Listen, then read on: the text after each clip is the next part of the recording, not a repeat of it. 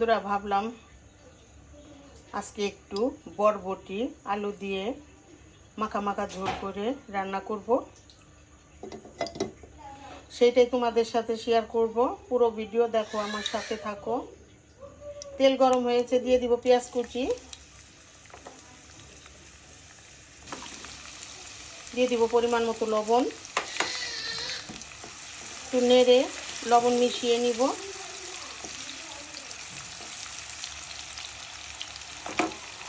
দিয়ে দিব ফালি করে রাখা কাঁচামরিচ,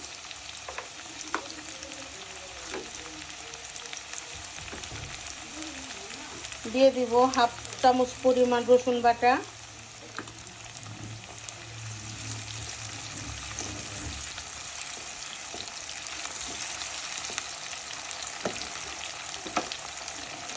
এখন দিয়ে দিব সবজির মশলা,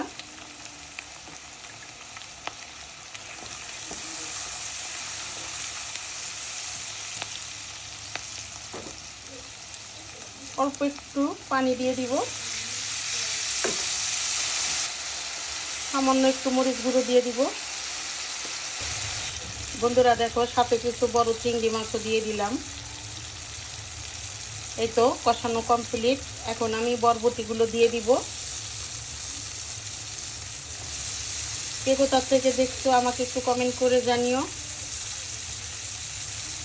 তোমরা কিভাবে রান্না করো আমাকে অবশ্যই জানাবা। একটু পানি দিয়ে দিব কষানোর জন্য। এখন ঢেকে 2-4 মিনিট কষিয়ে নিব।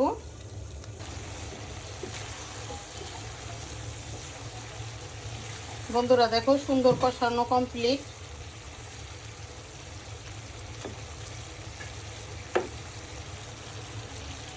এখন আমি অল্প পরিমাণে রান্না করার জন্য ঝোল দিয়ে দিব।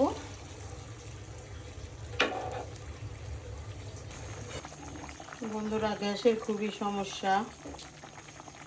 দেখো আমার তরকারি ভালো করে বলকে উঠতেছে না। তরকারি কিন্তু বেশি জালে যদি রান্না না করা যায় তাহলে কিন্তু অত একটা ভালো লাগে না। দেখা যাক, আল্লাহ ভরসা।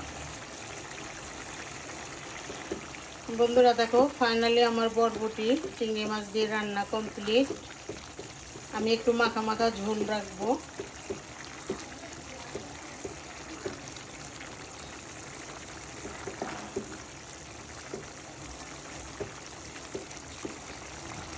তো আমার এই বরবটির রেসিপি তোমাদের কাছে যদি ভালো লেগে থাকে তাহলে আমাকে অবশ্যই লাইক কমেন্ট শেয়ার করবা।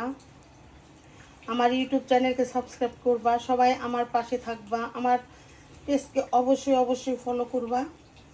আমাকে কমেন্ট করে অবশ্যই জানাবা আমার এই রেসিপি কেমন হলো। তো সবাই সুস্থ থাকো, ভালো থাকো। আল্লাহ হাফেজ, আসসালামু আলাইকুম।